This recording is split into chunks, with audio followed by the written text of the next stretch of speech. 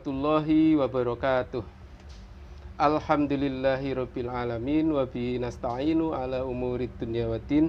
Salatu wassalamu ala asrofil anbiya'i wal mursalin Sayyidina Muhammadin wa ala alihi wa ashabihi wa man tabi'ahu bi ihsan ila yaumiddin. Amma ba'du.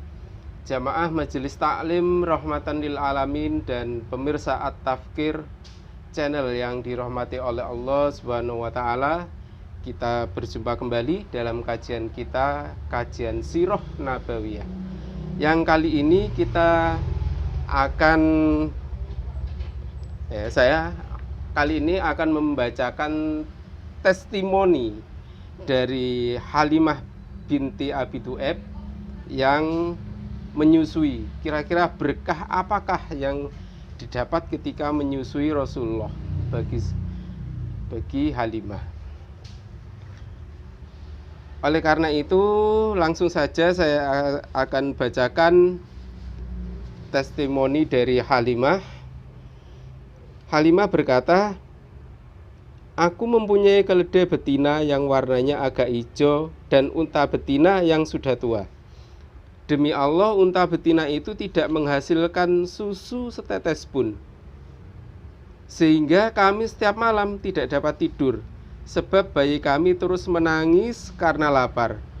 Air susuku tidak cukup, sedangkan air susu untaku tidak membuat aku kenyang. Namun kami terus berharap untuk mendapatkan pertolongan dan kemudahan hidup."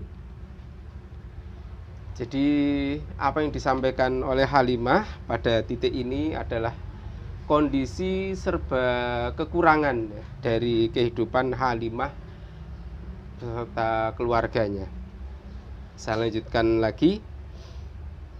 "Aku pergi mengendarai keledaiku. Ketika aku sudah merasa lelah dan kurus karena perjalanan yang sangat jauh, maka sampailah aku di Mekah. Di Mekah aku menawarkan jasa sebagai tukang menyusui bayi. Namun tidak satupun wanita yang menawarkan bayinya untuk disusukan kepadaku, kecuali satu orang wanita saja, yaitu Aminah yang menawarkan Rasulullah Shallallahu Alaihi Wasallam." Jadi perjalanan yang melelahkan, yang amat jauh, dan setibanya di Mekah tidak ada satu orang pun yang menawarkan bayinya untuk disusui oleh Halimah. Demikian ceritanya ya.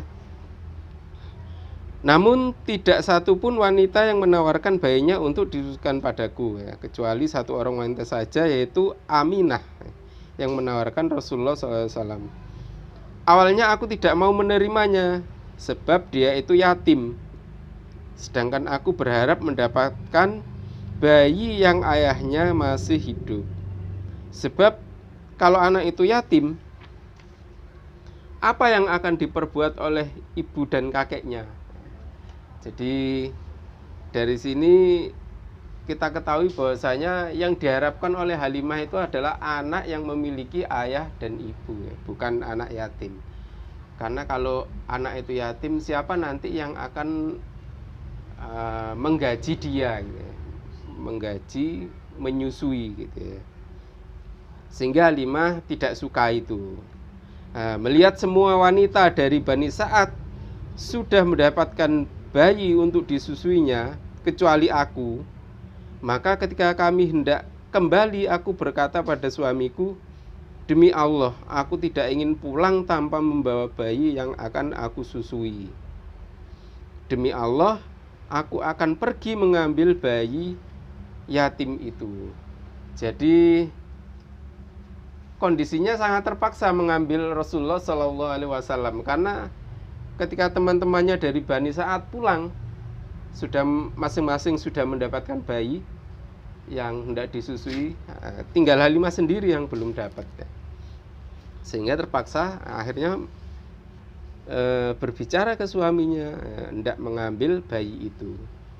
Suamiku berkata, "Lakukanlah, mudah-mudahan Allah memberi kita berkah dengan adanya bayi itu." Jadi suaminya mendorong, ya, mudah-mudahan Allah memberi berkah dengan mengambil bayi Muhammad itu, ya. Kemudian Halimah berkata lagi, Aku pun pergi mengambil bayi yatim itu. Setelah aku ambil, aku gendong dia menuju kendaraanku. Ketika aku taruh dia di pangkuanku, maka air susuku menjadi deras, sehingga dia dan saudaranya dapat minum dengan puas. Lalu keduanya tidur. Kami pun dapat merasakan tidur yang nyenyak yang tidak pernah kami rasakan sebelumnya. Jadi pas setelah mengambil bayi Rasulullah tadi itu, Rasulullah yang masih kecil ya, bayi Muhammad, keberkahan pertama datang, yaitu ketika Rasulullah di pangkuannya gitu ya, di gendongannya, air susu Halimah menjadi deras sehingga bisa menyusui anaknya sekalian juga Rasulullah. Nah, ini keberkahan yang pertama ya. Jadi masih baru di pangku sudah membawa berkah Rasulullah itu.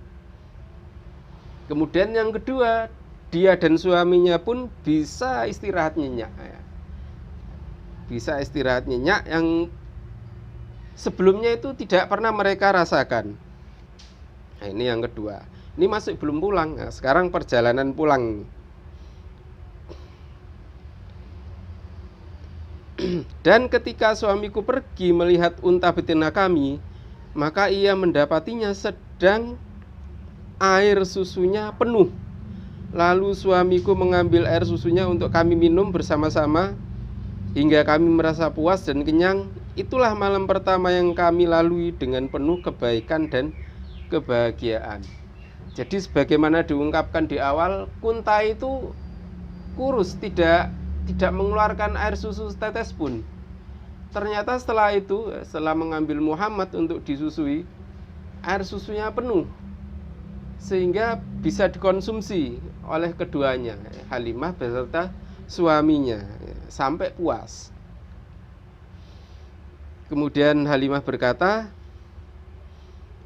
ketika pagi suamiku berkata, "Ketahuilah, hai Halimah, sesungguhnya kamu telah mengambil manusia pembawa berkah." Nah, ini kata suami Halimah. Sesungguhnya kamu telah mengambil manusia pembawa berkah. Berkahnya udah dirasakan tadi. Aku berkata, "Demi Allah, memang itu yang aku harapkan." Jadi Halimah menimpali perkataan suaminya ya. Kemudian kami pergi, sedangkan aku dan bayi yatim yang aku bawa menunggang keledaiku. Demi Allah, keledaiku mampu menempuh perjalanan yang tidak dapat dilakukan oleh keledai-keledai yang lain. Sehingga teman-temanku berkata, "Hai anak perempuan Abi Du'aib, lihatlah kami, tidakkah ini keledaimu yang kamu tunggangi sebelumnya?" Maksudnya keledainya itu kurus gitu, kurus terus nggak mengeluarkan lambatlah perjalanannya ya. Namun setelah pulang sambil menggendong anaknya juga menggendong Rasulullah, keledainya itu jadi cepat dan bahkan malah melampaui keledai-keledai wanita Bani Du'aib yang lain. Sehingga ketika dilampaui ya, dikejar gitu ya, Halimah malah dikata, "Hei anak perempuan Abi Du'aib, lihatlah kami." Jadi yang lain itu ketinggalan oleh Halimah. Kemudian Halimah berkata, "Tentu keledai ini adalah keledai yang aku tunggangi sebelumnya." Mereka berkata, jadi wanita-wanita lain itu berkata, "Demi Allah, keledaimu sekarang lain daripada yang lain." Tidak lama kemudian kami pun sampai di rumah di daerah Bani Sa'ad. Tanah di daerah Bani Sa'ad merupakan tanah yang paling gersang yang ada di bumi Allah. Namun ketika kami sampai di rumah, kami mendapati kambing-kambing kami sudah kenyang dan putingnya penuh dengan susu. Lalu memerasnya dan meminumnya. Sedangkan kambing-kambing tetanggaku tidak didapati setetes pun air susu di putingnya. Jadi inilah keberkahan Rasulullah ya di keluarga Halimah. Awalnya kambing-kambingnya itu tidak memiliki air susu, sekarang jadi penuh. Sedangkan kambing-kambing tetanggaku tidak didapati air susu di putingnya. Jadi berbalik, sekarang justru malah kambing tetangga-tetangganya yang nggak mengeluarkan susu. Ya. Sehingga mereka berkata kepada tukang gembalanya, gembalakanlah kambing-kambing ini di mana kambing-kambing anak perempuan Abi Du'aib digembalakan. Nah, jadi mereka ingin kambing-kambingnya itu digembalakan dekat atau menyertai kambing-kambingnya Halimah ya, biar juga kenyang seperti kambingnya Halimah. Namun meski demikian, kambing mereka pulang dalam keadaan masih lapar dan putingnya tidak berisi air susu sedikit pun. Nah, lihat keberkahannya. Padahal lokasi pengembalaannya sama, tapi hasilnya beda. Kambing Halimah kenyang, air susunya penuh, sedangkan kambing dari wanita-wanita yang lain kurus, tidak ada air susunya dan tidak kenyang. Jadi beda. Barokahnya ada di keluarga Halimah. Baik, kemudian saya lanjutkan kembali. Ini testimoni yang sangat panjang dari Halimah ya. Sedangkan kambing-kambing kami pulang dalam keadaan kenyang dan putingnya penuh dengan air susu. Wah, ini testimoni Halimah. Saya teruskan lagi. Kami senantiasa mendapatkan tambahan kebaikan dari Allah, sehingga Muhammad berumur 2 tahun dan aku menyapihnya. Nah, jadi kondisi seperti ini berlangsung selama Muhammad SAW sampai berumur 2 tahun. Nah, ketika itu sudah waktunya disapih. Kemudian Muhammad mengalami pertumbuhan yang sangat cepat, tidak seperti anak-anak yang lain. Ketika umurnya masih belum mencapai 2 tahun, dia sudah kelihatan sebagai anak yang kekar dan kuat. Jangan dibayangkan seperti Smackdown ya, kekar dan kuat. Mungkin bisa jadi beda. Kami kembalikan dia pada ibunya. Jadi pas umur 2 tahun dikembalikan ke ibunya, yakni Aminah. Padahal kami masih sangat ingin dia tinggal bersama kami. Sebab kami melihat berkah yang ada padanya. Kami pun mohon kepada ibunya agar mengizinkan Muhammad tetap tinggal bersama kami hingga besar dan kuat. Dan dia pun mengizinkannya. Jamaah Majelis Taklim Islam Rahmatan lil Alamin dan pemirsa At-Tafkir Channel yang dirahmati oleh Allah Subhanahu wa taala. Demikianlah berkah yang didapat oleh Halimah, suami dan anaknya dan keluarganya ketika mengasuh Nabi Muhammad. Kondisinya berubah drastis. Mulai pertama memangku Rasulullah sampai Rasulullah berusia 2 tahun dan dikembalikan ke ibunya. Tapi Halimah, beliau minta izin lagi untuk mengasuh Rasulullah sampai agak besar dikit gitu ya. Akhirnya kemudian diizinkan oleh ibunda Rasulullah SAW, yakni Aminah. Kemudian Rasulullah diasuh kembali oleh Halimah.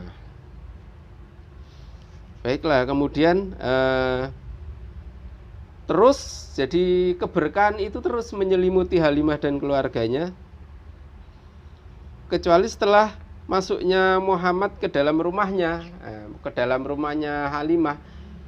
Keberkahan itu senantiasa menyelimuti hanya di keluarga Halimah, tidak di keluarga wanita-wanita yang menyusui selain Muhammad Rasulullah Sallallahu Alaihi Wasallam.